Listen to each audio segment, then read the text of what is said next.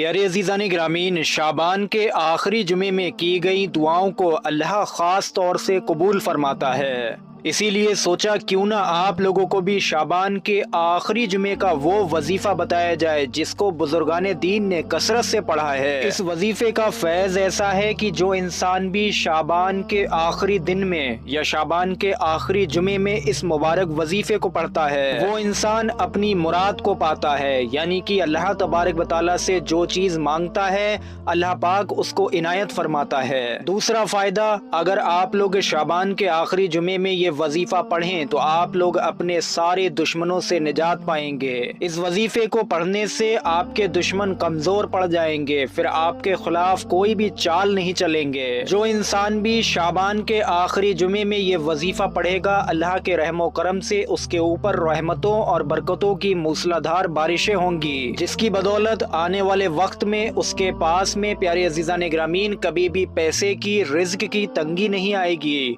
और उसके माली हालात भी सुधर जाएंगे। प्यारे अजीज़ान ग्रामीन, शाबान का महीना बहुत बड़ी खुसूसियत वाला महीना है और ये महीना जाने को है और रमज़ान की तैयारियां शुरू हो चुकी हैं। रमज़ान का महीना आने वाला है।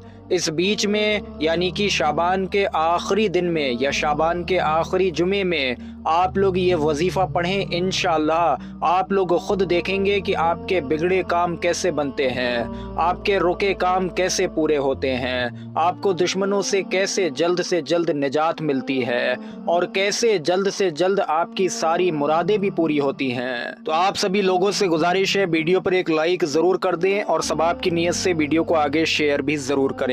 मेरे प्यारे अजीज़ान ग्रामीन, यूं तो सब दिन अल्लाह ताला के बनाए हुए हैं, मगर जुमे के दिन की अहमियत को बयान करते हुए अल्लाह के रसूल अलैहिस्सलाम हज़रत मोहम्मद मुस्तफ़ा सल्लल्लाहु अलैहि वसल्लम ने इरशाद फरमाया, अल्लाह तबारक व तआला ने हमसे पहले के लोगों को जुमे से महरूम रखा। चुनाचे यहूदियों के लिए सनीचर और ईसाइयों के लिए इतबार का दिन था। फिर अल्लाह तबारक व तआला हमें ले आया और उसने हमारी जुमे के दिन की तरफ रहनुमाई की और अल्लाह पाक ने दिनों की तरतीब इस तरीके से बनाई कि पहले जुम्मा, फिर सनीचर और उसके बाद में इतबार। इसी तरह वो क़यामत के दिन भी हमसे पीछे होंगे। हम दुनिया में आए तो आखिर में हैं, लेकिन क़यामत के दिन हम पहले होंगे और तमाम उम्मतों में सबसे पहले हमारा फैसला किया जाएगा। इस्लामी तारीख के प्यारे अजीज़ान ग्रामीन, सबसे ज़्यादा वाक़यात इसी जुमे के दिन में पेश आए।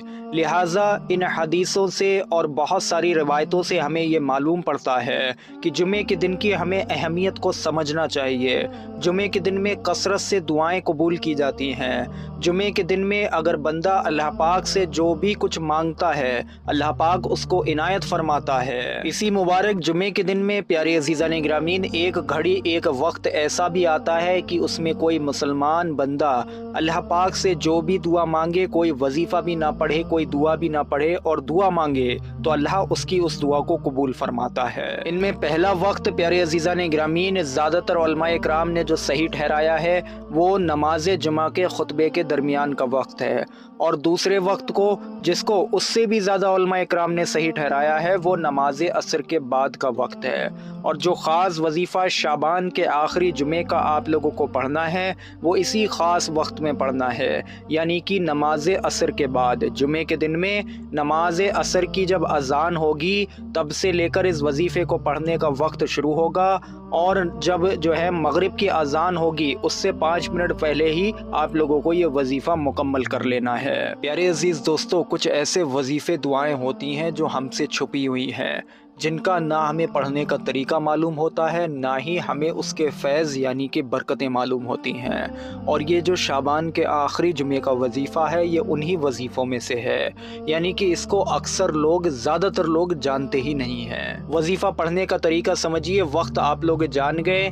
उस वक्त में आप लोग खामोशी से एक जगह कहीं भी बैठ जाएं। सबसे पहले 3 मरतबा शुरू में कोई सा भी दुरूद पाक पढ़ लें। दुरूद पाक जो भी आपके याद हो आप लोग पढ़ सकते हैं। दुरूद पाक 3 बार पढ़ने के फ़ौरन बाद ही आप लोगों को इस्तग़फ़ार की एक तस्बीह पढ़ना है। सबसे छोटा इस्तग़फ़ार अपनी स्क्रीन पर देख लीजिए। अस्तग़फ़िरुल्लाह, अस्तग़फ़िरुल्लाह, अस्तग़फ़िरुल्लाह। इस तरीके से आप लोग 100 मरतबा पढ़िए। उसके बाद में आप लोग आयत करीमा को 41 बार पढ़ेंगे, यानी कि जलाले आयत करीमा। यानी कि दुआए यूनुस अलैहिस्सलाम। इसको अपनी स्क्रीन पर देखिए। बिस्मिल्लाहिर्रहमानिर्रहीम। ला इलाहा इल्ला अंता सुब्हानका इन्नी कुन्तु मिनज़ ज़ालिमीन। एक मरतबा और अपनी स्क्रीन पर देखें। ला इलाहा इल्ला अंता सुब्हानका इन्नी कुन्तु मिनज़ ज़ालिमीन। उसके बाद में प्यारे अज़ीज़ान ग्रामीन जब 41 मरतबा आयत करीमा पढ़ ली, अब आप लोगों को 11 मरतबा उस दुआ को पढ़ना है जिसको पढ़ने से मुश्किलें उसी वक्त में टलती हैं। यानी कि कोई इंसान किसी मुसीबत में पड़ गया तो इस मुबारक दुआ को पढ़ने से मुसीबत उसी वक्त में दुआ पढ़ते पढ़ते ही दूर भाग जाती है, ख़त्म हो जाती है। वो दुआ कौन सी है अपनी स्क्रीन पर देखिए। हस्बुनल्लाहु व निअमल वकील। हस्बुनल्लाहु व निअमल वकील। हस्बुनल्लाहु व निअमल वकील। इस दुआ को आप लोग 11 बार पढ़िए। उसके बाद आखिर में आप लोग 3 मरतबा वही दुरूद पाक पढ़ लीजिए जो आपने शुरू में पढ़ा था। ये यहाँ पर वजीफ़ा मुकम्मल हुआ। जिस जगह भी आपने ये वजीफ़ा पढ़ा है वहीं पर बैठे रहें और फ़ौरन आप लोग सजदे में चले जाएं। सजदे में जाने के बाद में आप लोग आयत करीमा को 3 बार फिर से पढ़ें, यानी कि ला इलाहा इल्ला अंता सुब्हानका इन्नी कुन्तु मिनज़ ज़ालिमीन। इसको आप लोग 3 मरतबा सजदे की हालत में पढ़ें और फिर सजदे की ही हालत में अपनी दुआओं को मांगें। जो भी आपकी मुराद है उसको मांगे, अल्लाह पाक से रो रो कर गिड़गिड़ा कर दुआ मांगे। इंशाअल्लाह तबारक व तआला शाबान के आखिरी जुमे में जो इंसान भी इस तरीके से ये मुकम्मल अमल करेगा तो एक ही दिन के अंदर उसकी मुराद भी पूरी हो सकती है। एक ही दिन के अंदर उसका कोई भी बिगड़ा काम भी बन सकता है। एक ही दिन के अंदर एक काम हो या 1000 काम हो वो भी पूरे हो सकते हैं। और कोई अपने दुश्मनों से निजात की दुआ मांगे तो इंशाअल्लाह इस अमल का फैज़ उसको ऐसा मिलेगा कि उसके दुश्मन कमज़ोर पड़ जाएंगे और उससे दुश्मनी या दुश्मनी से रिलेटेड चालें चलना बंद कर देंगे।